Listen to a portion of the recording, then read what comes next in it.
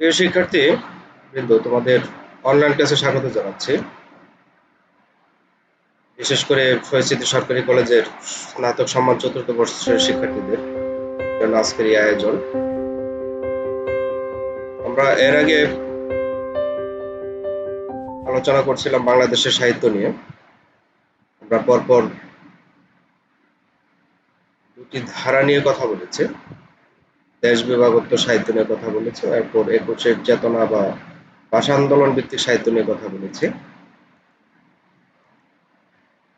আজকে আমরা তারই ধারাবাহিকতায় আলোচনা করব মুক্তিযুদ্ধের সাহিত্য নিয়ে, বা মুক্তিযুদ্ধের চেতনা আমাদের সাহিত্যে কি প্রভাব ফেলেছে সেই বিষয়ে কথা বলবো। আমি আছি তোমাদের সাথে এস এ মানারুজ্জামান, প্রভাষক, বাংলা বিভাগ, শহীদ সরকারি কলেজ, মুক্তাগাছা, ময়মনসিংহ। আজকের আলোচ্য বিষয় তাহলে আমাদের বাংলা সাহিত্যের ইতিহাস ৩, স্নাতক সম্মান চতুর্থ বর্ষ। আর আলোচনা করব বাংলাদেশের সাহিত্যে মুক্তিযুদ্ধ বা মুক্তিযুদ্ধের চেতনা নিয়ে। আমরা জানি আমাদের এই মুক্তিযুদ্ধ আমাদের জীবনে অনেক প্রভাব ফেলেছে। বিশেষ করে বাংলাদেশে সংঘটিত ৭১-এর মহান মুক্তিযুদ্ধ বিশ্ব ইতিহাসে একটি গুরুত্বপূর্ণ ঐতিহাসিক ঘটনা। আমরা জানি আমাদের রাজনীতি এবং সংস্কৃতিতে বিপুল পরিবর্তন ও বিচ্ছেদ বেদনাদায়ক ঘটনার জন্ম দিয়েছে এই যুদ্ধ। বাঙালি জীবনের সামগ্রিক প্রেক্ষাপটে যদি আমরা চিন্তা করি, ১৯৭১ সালের মহান মুক্তিযুদ্ধের ভূমিকা বৈপ্লবিক যুগান্তরের সম্ভাবনায় তাৎপর্যবহ ও সুদূরপ্রসারী। ভাষা আন্দোলন থেকে শুরু করে পাকিস্তানি স্বৈরশাসন বিরোধী প্রতিটি আন্দোলনের অনিশ্চের চেতনা আমাদের সামাজিক, সাংস্কৃতিক ও রাজনৈতিক জীবনের মতো শিল্প সাহিত্যের ক্ষেত্রে যুগান্তকারী পরিবর্তন সাধন করেছে। আমরা যদি দেখি স্বাধীনতা যুদ্ধের গণজাগরণ ও বৈপ্লবিক চেতনার স্পর্শে এক অপরিমেয় সম্ভাবনায় উজ্জীবিত হয়ে ওঠে আমাদের সাহিত্য আলো। সেই উজ্জীবনী শক্তি ৭১-এর রক্ত স্নাত অভিজ্ঞতার মধ্য দিয়ে অগ্রসর হয়ে বর্তমান সময়ে বহমান। সঙ্গত কারণেই একবিংশ শতাব্দীতে দাঁড়িয়ে আমাদের জীবনে ও সাহিত্যে মুক্তিযুদ্ধের অবদানকে নতুন করে মূল্যায়ন করা জরুরি হয়ে পড়েছে। আমরা যদি দেখি আমাদের এই সাহিত্য অঙ্গনে নানা ধরনের বাক পরিবর্তন হয়েছে।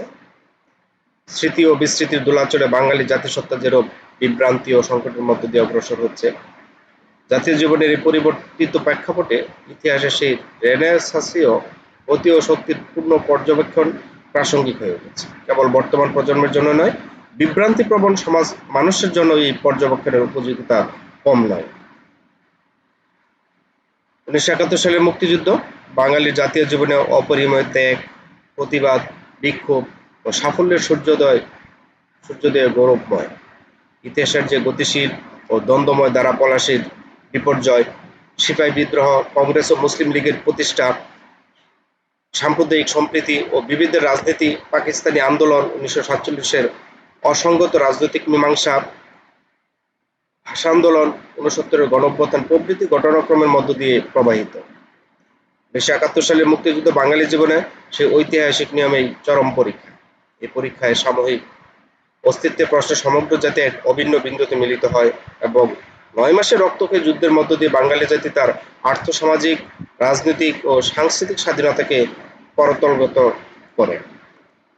আমরা যদি দেখি স্বাধীনতা উত্তরকালে বাংলাদেশের সাহিত্যে বিভাগোত্তর কাল অপেক্ষা একটি নতুন অধ্যায় সংযোজিত হয়েছে। আমরা জানি আমাদের দেশ বিভাগের ফলে অনেক সাহিত্য তৈরি হয়েছে, কিন্তু তার চেয়েও একটা নতুনতর মাত্রা দিয়েছে আমাদের এই মুক্তিযুদ্ধ। সে বিষয়টি হল ১৯৭১ সালের মুক্তিযুদ্ধ, কিন্তু গভীরতর অর্থের চেতনার পরিমাপে মুক্তিযুদ্ধ একটি ব্যাপক এবং বহুমাত্রিক রূপ ও স্বরূপে স্বাধীনতা উত্তর বাংলাদেশের সাহিত্যে অভিব্যক্ত হয়েছে। আরো যদি দেখি আমরা ১৯৭১ সালের মহান মুক্তিযুদ্ধের পর বাংলাদেশের কবিতার ক্ষেত্রে যুগান্তকারী পরিবর্তন সম্ভাবনার দ্বার উন্মোচিত হয়েছে। আমরা মুক্তিযুদ্ধের প্রেক্ষাপটে সাহিত্য নিয়ে কথা বলবো, কিন্তু আজকে মূলত আমরা কথা বলবো কবিতা নিয়ে। মুক্তিযুদ্ধের প্রেক্ষাপটে কবিতার কি প্রভাব ফেলেছিল। আমরা আগেই বলেছি যে বাংলাদেশের কবিতার ক্ষেত্রে যুগান্তকারী পরিবর্তন এনেছে আমাদের মুক্তিযুদ্ধ। এটা স্বাভাবিক এবং প্রত্যাশিত ছিল। দীর্ঘ রক্তাক্ত সংগ্রামের অভিজ্ঞতা, স্বাধীন মানচিত্র, নিজস্ব পতাকা, সর্বোপরি সমাজের গুণগত পরিবর্তনের সমূহ সম্ভাবনায় সংবেদনশীল কবি চৈতন্য স্বভাবতই নবতর কাব্যবস্তু সন্ধানে তৎপর ছিল। বাংলাদেশের কাব্য স্বভাবে শোষিত হয়েছে এক জটিল জঙ্গম। যুদ্ধের অভিজ্ঞতায় পূর্ববর্তী সময় পরম্পরায় কবিগোষ্ঠীর সমূহ কাব্য উপকরণের প্রশ্নে প্রায় অভিন্ন বিন্দুতে এসে মিলিত হয়েছে। একটা সামাজিক চরিত্র বাংলাদেশের কবিতা এ সময় অর্জন করেছে। ভাষা আন্দোলনে অব্যবহৃত পরে অনেকটা এরূপ পরিস্থিতির সৃষ্টি হলেও ব্যক্তিসত্তার নব্য বিকাশের সম্ভাবনায় অনেক কবি সামাজিক বক্তব্য প্রকাশের প্রশ্নে ব্যক্তি রুচিকে প্রাধান্য দিলেন।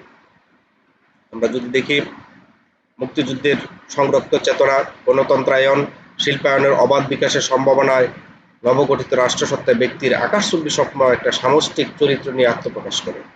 ফলে 60-এর দশকের শেষার্ধে উদ্ভূত অনেক কবি এবং সমকালীন সামাজিক রাজনৈতিক জঙ্গমতার মধ্যে আত্মপ্রকাশকামী তরুণ কবিদের মধ্যে কখনো কখনো চেতনাগত ঐক্য সুস্পষ্ট হয়ে ওঠে।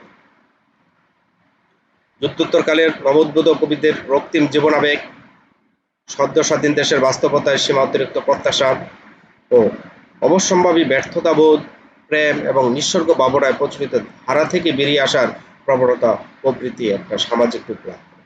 60-এর দশকের অনেক কবি স্ব-উদ্ভাবিত পরিণত আঙ্গিকে অভিন্ন কাব্যবস্তুকে যেন প্রকাশ করল। ফলে তরুণ কবিদের স্বতন্ত্র কাব্যস্বর অনেকের কাছে অনক্ত থেকে গেল। এমনকি 50-এর দশকের শামসুর রহমান, হাসান হাফিজুর রহমান, আল মাহমুদ, শহীদ কাদরী এবং 60-এর দশকের অধিকাংশ কবি নিজস্ব কাব্য অবয়বে সমকালের সংরক্ত চেতনা ধারণ করলেন। 60-এর দশকের শেষ দিকে আবির্ভূত বেশ কয়েকজন কবি এ সময়ের আত্মপ্রকাশের তীব্রতায় ব্যক্তি এবং সমষ্টির নির্বোধ জীবন আবেগ উন্মোচনের ঐকান্তিকতায় এবং দেশপ্রেমের জনরঞ্জক কাব্যকলা সৃষ্টিতে যথেষ্ট আলোড়ন সৃষ্টি করেন। আমাদের কবিরা মুক্তিযুদ্ধ এবং যুদ্ধ পরবর্তী চেতনায় রূপান্তরিত রূপ কতটা ধারণ করতে পেরেছেন কবিতে তা বিশ্লেষণ করে দেখা যেতে পারে।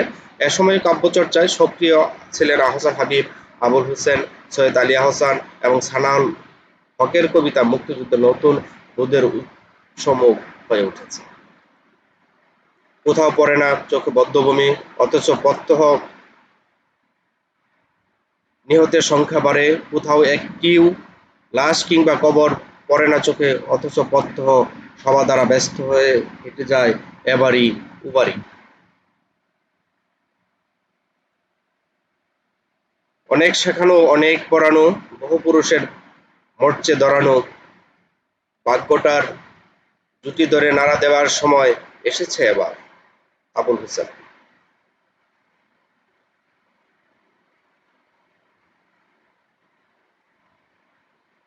আবার বলছেন, আমার মনে হয় সমুদ্রের সামনে যুগ যুগান্তরে সাক্ষ্য বিদ্যমান মহাকালকে এখানে অনুধাবন করা যায় একটি প্রার্থনার কারণে। নক্ষত্রের আলো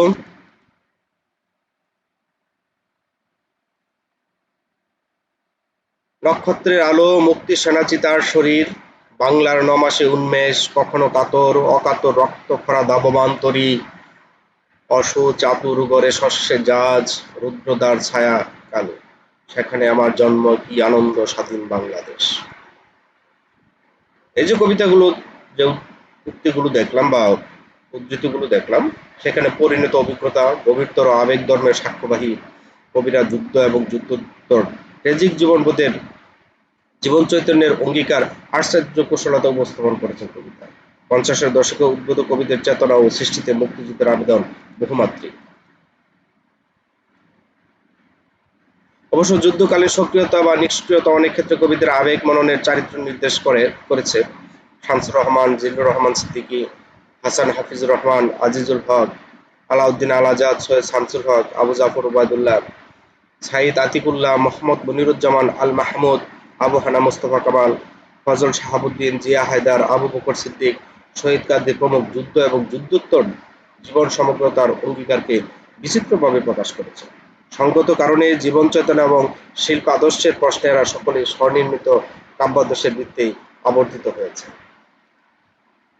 60-এর দশকের কবিদের মধ্যে সিকদার আমিনুল হক, আসাদ চৌধুরী, রফিক আজাদ, মোহাম্মদ রফিক, মহাদেব সাহা, আব্দুল মান্নান সৈয়দ, নির্মলেন্দু গুল, আবুল হাসান প্রমুখ 50-এর দশকের কবিতায় বিপ্রতীপ এক নতুন ধারা সৃষ্টি করলেন।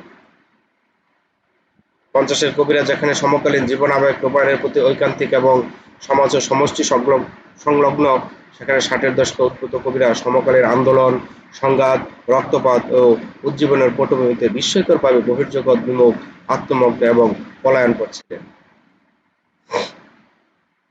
এবং এই 60-এর দশকের কবিদের সামনে স্বপ্ন অথবা পলায়ন এ দুয়ের কোনো বিকল্প ছিল না। তাদের চারপাশ ছিল বন্দী মুহূর্ত, অলঙ্গ দেয়াল, অবরুদ্ধ সমাজ এবং সমাজ গঠনের জটিলতম রূপ। ফলে সময়ে নখর বিক্ষত এ সকল কবিতার পূর্বতন ধারা থেকে বেরিয়ে এসে এক নতুন জগৎ সৃষ্টিতে মনোযোগী হলো।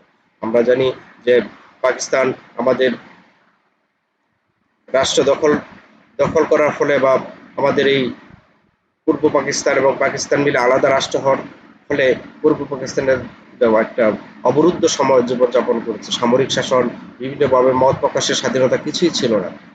এই জন্যই কবিরা তাদের পূর্বতর ধারা থেকে বেরিয়ে এসে একটি নতুনতর ধারায় সৃষ্টিতে মনোযোগী হয়েছিল।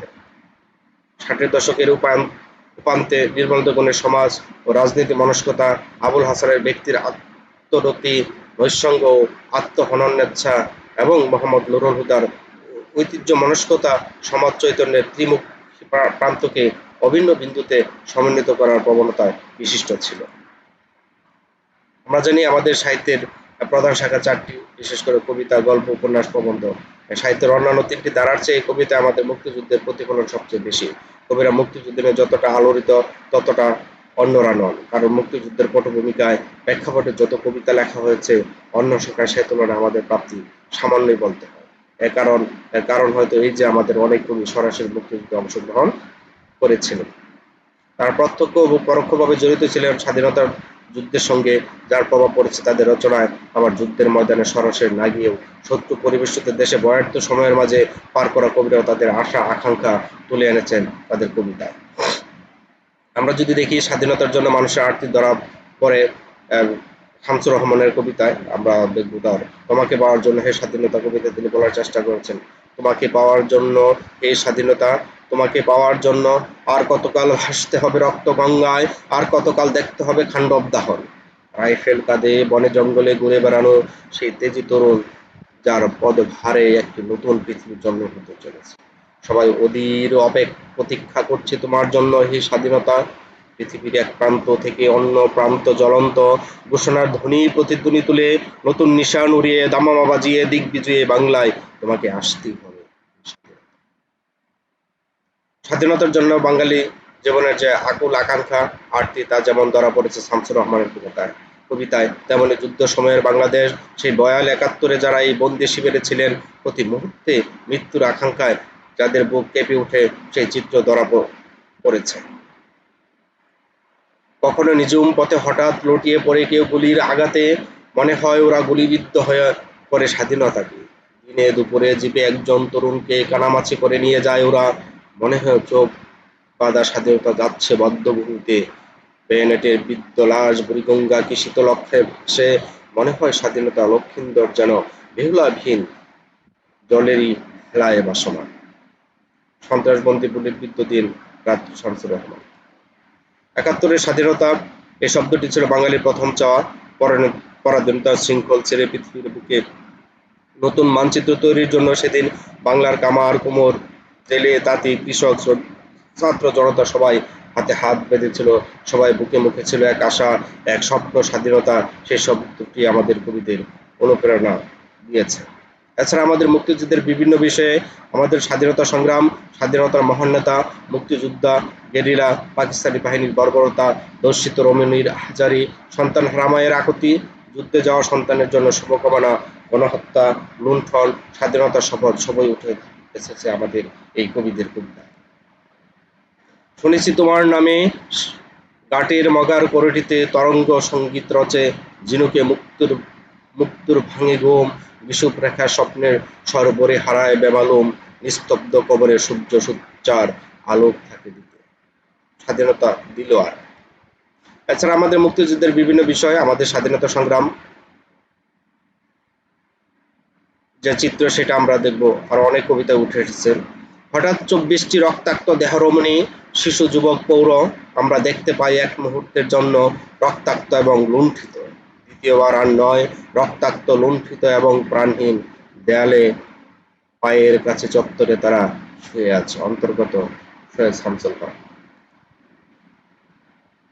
রফিক আজাদের কবিতা আমরা দেখতে পাই, ট্রিগারে আঙুল রেখে পুনর্বার বুঝে দিতে চাই, অধিনায়কের কণ্ঠে উচ্চারিত গাঢ় শব্দাবলী, শপথ পেরেডে তোমাদের মনে রাখা প্রয়োজন, এই যুদ্ধ ন্যায় যুদ্ধ, বিশ্বাসঘাতক নয়।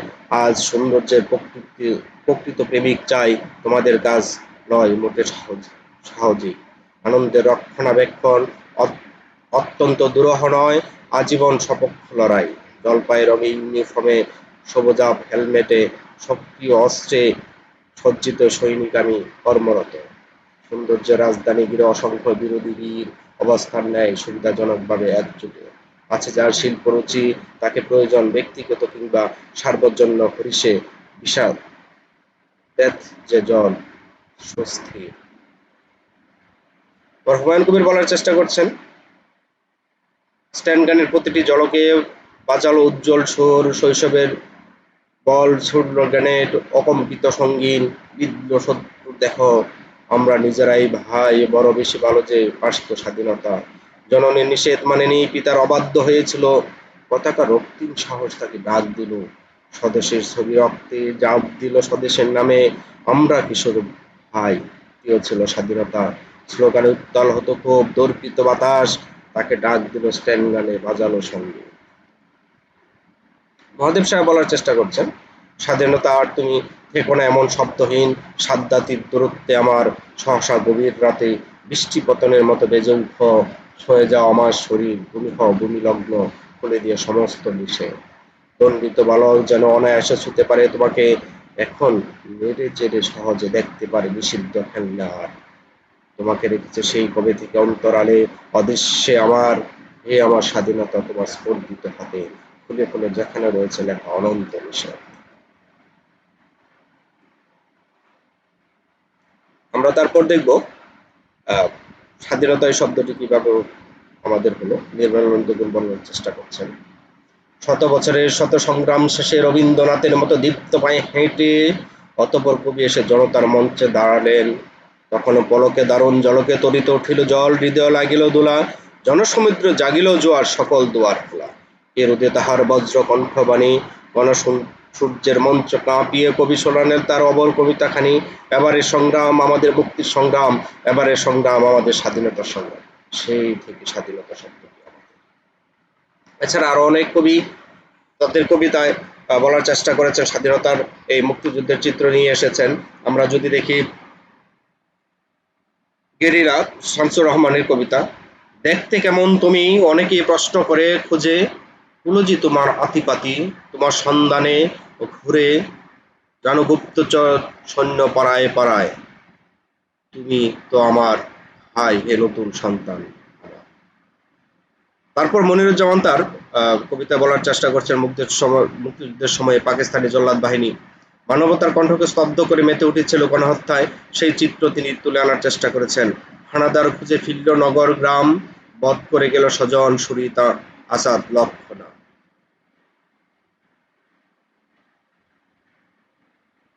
সৈয়দ শামসুল হক বলার চেষ্টা করছেন, হঠাৎ স্তব্ধতা বিদীর্ণ হয়ে যাবার একটি শব্দ আমরা শুনতে পাই, হঠাৎ 24টি রক্তাক্ত দেহ রমণী শিশু যুবক পৌর।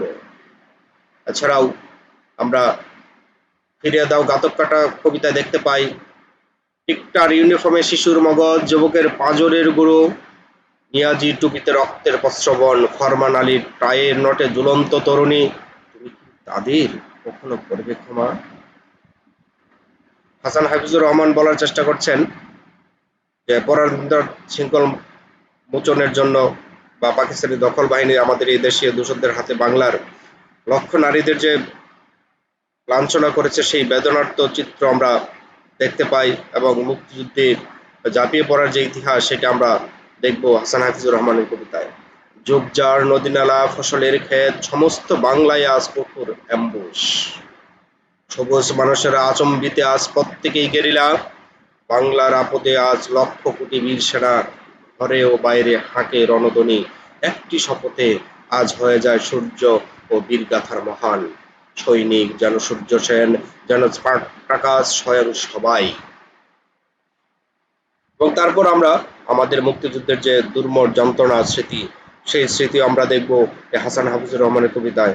অর্থাৎ আমাদের এই বাংলার বীরঙ্গনাদের যন্ত্রণার শব্দরূপ সৃজনেও তিনি হয়ে উঠেছেন বেদনার্ত। তিনি তাদের আহ্বান করেন আসন্ন বিজয়ের মহা উৎসবে, কারণ আমরা আমাদের এই দেশ একদিন স্বাধীন হবে, সেই স্বাধীনতার স্বপ্ন তারা তাদের কবিতায় বলে গেছেন। তোমাদের ঠোঁটে দানবের থুতু, স্তনে নখের দাগ, সর্বাঙ্গে দাতালের ক্ষত চিহ্ন, প্রাণান্ত গ্লানিকর। লুট হয়ে গেছে তোমাদের নারীত্বের মহার্ঘ মসজিদ, উচ্ছিষ্টের দগদগে লাঞ্ছনা তোমরা, পরিত্যক্ত পড়ে আছো জীবনের দিকটি অলিন্দ নাকট তাড়িত। শত্রুহনের আগুন বইছে দু হাতে, এর চেয়ে বেশি চাই না কিছুই, দু হাত বাড়িয়ে ডাকি ফিরে আসো তোমরাই নতুন যৌবনে, আসন্ন বিজয়ের আগম উৎসবে। এরপরে আমরা বাতাসে লাশের গন্ধ পাই কবিতায় দেখতে পাই রুদ্র মোহাম্মদ শহীদুল্লাহর, স্বাধীনতা সে আমার প্রিয় মানুষের রক্তে কেনা অমূল্য ফসল, দস্যিতা বনের শাড়ি ওই আমার রক্তাক্ত জাতির পতাকা। এভাবে দেখবো আমরা যে বিভিন্ন ক্ষেত্রে বিভিন্ন জায়গায় কবিরা তাদের আমাদের এই মুক্তিযুদ্ধের বিষয় বা আমাদের ধ্বংসযজ্ঞ চালিয়েছে সেই চিত্র আমরা দেখতে পাই। এখানে যদি আমরা আরো দেখব যে তাদের কবিতায় গণহত্যা, নারী নির্যাতন, ধ্বংসযজ্ঞের চিত্র উঠে এসেছে, স্বাধীনতার জন্য আত্মত্যাগ, আকাঙ্ক্ষা আমরা দেখতে পাই কবিতাগুলোতে। মুক্তিযোদ্ধা, পতাকা বা প্রিয়জন হারানোর যে বেদনা, সেই চিত্রগুলো আমরা তাদের কবিতায় দেখতে পাই।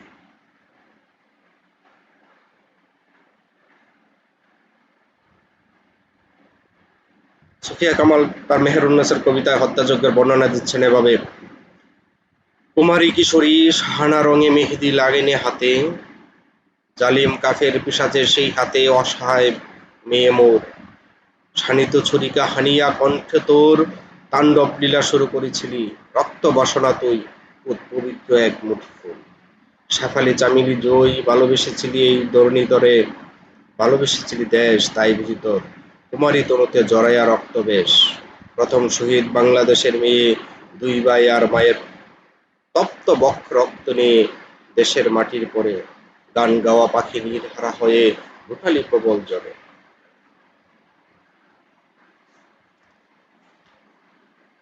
আমরা আরো যদি দেখি, শামসুর রহমান বলার চেষ্টা করেছিলেন মধুমতি কবিতায়, আপনি ছিলেন প্রিয়জন আমাদের বড় অন্তরঙ্গ ঘটনার উৎসব ও দুর্বিপাকে, বুঝি তাই আপনার রক্তে ওরা মিটেছে তৃষ্ণা, আমাদের প্রিয় যা কিছু সবই তো ওরা হত্যা করে একে। আমরা হত্যাযজ্ঞের চিত্র দেখি বা আমাদের যে বেদনা, সেই চিত্রগুলো বিভিন্ন কবিতায়, বিভিন্ন কবির কবিতায় অত্যন্ত চমৎকার ভাবে ফুটিয়ে তোলার চেষ্টা করেছে। এবং কবি শামসুর রহমানের পথের কুকুর নামক কবিতায় বন্দী এবং প্রাণ বয়ে আতঙ্কিত মানুষের চিত্র আমরা দেখতে পাই, যে মানুষ কিভাবে আতঙ্কিত ছিল।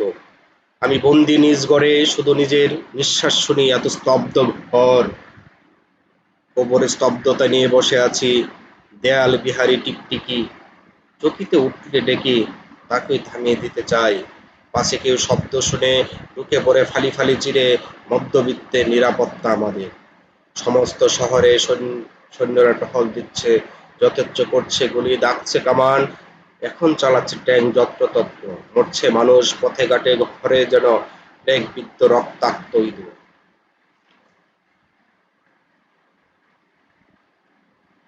হুমায়ুন কবিরের মার্চের প্রথম কার্ফু কবিতা পাকিস্তানি সামরিক বাহিনী কর্তৃক বাঙালি নিধনের উৎসবের যে তাণ্ডব লীলা, সেই চিত্র আমরা দেখতে পাই। মানুষের বিপরীত রীতির মতন মার্চের সেই শান্ত রাতে দ্যুতিময় জন্তুর উত্থান, আদো আলো এভিনিউ, ট্রাফিকের দ্বীপ, ডাস্টবিন, নানারূপ গলি, নীরবে উগরে দিচ্ছে খাকি দেহ, লাল চোখ, ইস্পাতের হিংস্র দাঁত, মিলিটারি কয়েক হাজার। এরকম ভাবে কবিরা তাদের কবিতায় আমাদের মুক্তিযুদ্ধের যে ধ্বংসযজ্ঞ বা আমাদের মায়েদের উপর যে নির্মম অত্যাচার চালিয়েছে, গ্রামে গ্রামে যে জ্বালিয়ে পুড়িয়ে দিয়েছে, সেই চিত্রগুলো আমরা দেখতে পাই। শহীদ কাদরী তার নিষিদ্ধ জার্নাল কবিতায় বলার চেষ্টা করেছেন, ভোরের আলো এসে পড়েছে ধ্বংসস্তূপের উপর, রেস্তোরাঁ থেকে যে ছেলেটা রোজ প্রাতরাশ সাজিয়ে দিত আমার টেবিলে, সে রাস্তার মোড়ে তাকে দেখলাম শুয়ে আছে রক্তাক্ত শার্ট পরে, প্রতিরোধের চিহ্ন নিয়ে বিভিন্ন রাজধানী দাঁড়িয়ে আছে তার বিশাল করিডোর, শূন্য।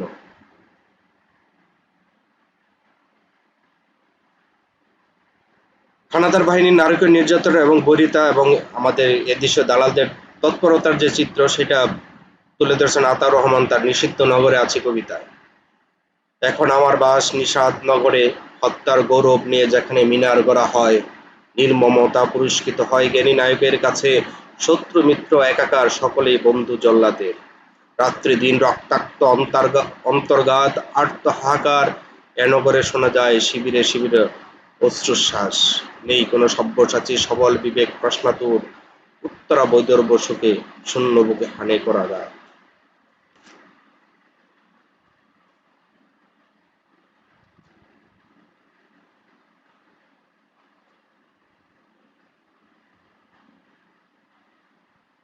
এবং দিলওয়ার আমাদের সেই স্বাধীনতার যে সোনালী সম্ভাবনা উত্তোলন করেছেন তার কবিতায়। ওই দেখো স্বাধীনতা জ্বলছে, স্বাধীনতা চৈতালি সূর্য, বিরুদ্ধে আক্রোশ বলছে জনগণ কই রণতুর্য, জনগণ তুলো রণতুর্য। এভাবে তিনি তিনি আহ্বান জানাচ্ছেন, জনগণ মৌখিক উক্তি আর নয় মৌখিক উক্তি, আমি যে তোমারই প্রাণ সূর্য শেষবার চাই আজ মুক্তি। আমরা নির্মলেন্দু গুণের কবিতায় দেখব যে স্বাধীনতাকে তিনি দেখছেন জননীর নাভিমূল ছিঁড়ে বেরিয়ে আসা উলঙ্গ শিশুরূপে। তাই তিনি স্বাধীনতার দীর্ঘায়ু কামনা করেছেন। তিনি বলেছেন, জননীর নাভিমূলে ক্ষত চিহ্ন রেখে যে তুমি উলঙ্গ শিশু রাজপথে বেরিয়ে এসেছ, সেই তুমি আর কতদিন স্বাধীনতা স্বাধীনতা বলে গর্বে উলঙ্গ হয়ে পথে পথে সম্রাটের মতো। জননীর নাভিমূল থেকে ক্ষত চিহ্ন মুছে দিয়ে উদ্যত হাতের মুঠোয় নেচে উঠা বেঁচে থাকা, হে আমার দুঃখ স্বাধীনতা, তুমি পোশাক পরো স্বাধীনতা, তুমি দীর্ঘজীবী হও, তুমি বেঁচে থাকো আমার অস্তিত্বে সব। মানে এভাবে দেখবো আমাদের যে মুক্তিযুদ্ধের কবিতা, আমাদের মুক্তিযুদ্ধের চিত্রগুলো উঠে উঠে এসেছে এবং আমাদের এই কবিতাগুলো যদি পাঠ করি তাহলে মুক্তিযুদ্ধের যে নানামাত্রিক চিত্র আমরা এই সকল কবিতায় দেখতে পাই। পরিশেষে আমরা বলতে পারি যে আমাদের এই কবিতা বা মুক্তিযুদ্ধের কবিতায় ভাষা আন্দোলনের চেতনা বীজ থেকে যে কাব্য দ্বারা সংরক্ত অভিযাত্রার সূত্রপাত, 1971-এও শেষ হলো না তার সংগ্রামী পথ চলা। অর্থাৎ আমাদের পথ চলা এখনো কিন্তু থেমে যায়নি। আমরা কিন্তু এখনো চলছে, আমাদের এই মুক্তিযুদ্ধের চেতনা এখনো আমাদের সাহিত্য সৃষ্টিতে গুরুত্বপূর্ণ অবদান রাখছে। গণতন্ত্র, ধর্ম নিরপেক্ষতা, অসাম্প্রদায়িক চেতনা, প্রগতি ও শ্রেণী সাম্যের প্রতিষ্ঠা এবং সকল প্রকার অপশাসন থেকে মুক্তির সম্ভাবনা নিয়ে যে কবিতার যাত্রা সুচিত্র হয়েছিল, স্বাধীনতার এতকাল পরে বাঙালির জীবনে সেসব প্রত্যাশার বাস্তবায়ন হয়নি। এই ট্র্যাজিক বাস্তবতা বাংলাদেশের কবিতাকে তার মৌল স্বভাবে বারবার জাগ্রত করেছে। ফলে আমাদের কবিতায় রক্তাক্ত এবং সংগ্রামী পথ চলা এখনো অব্যাহত। বর্তমানে কাব্য ভাষা ও রূপকল্পে বাংলাদেশের কবিতা যে সম্পূর্ণতা অর্জন করেছে, তার ফলে বাঙালির শিল্প ও সংগ্রামের চরিত্র হয়ে উঠেছে আরো তীব্র, তীক্ষ্ণ, গভীর ও গভীর। আজকের আলোচনা আমাদের এই পর্যন্তই। সাথে থাকার জন্য তোমাদের ধন্যবাদ। ভালো থেকো, সুস্থ থেকো, আবার দেখা হবে পরবর্তী কোনো ক্লাসে। ধন্যবাদ সকলকে।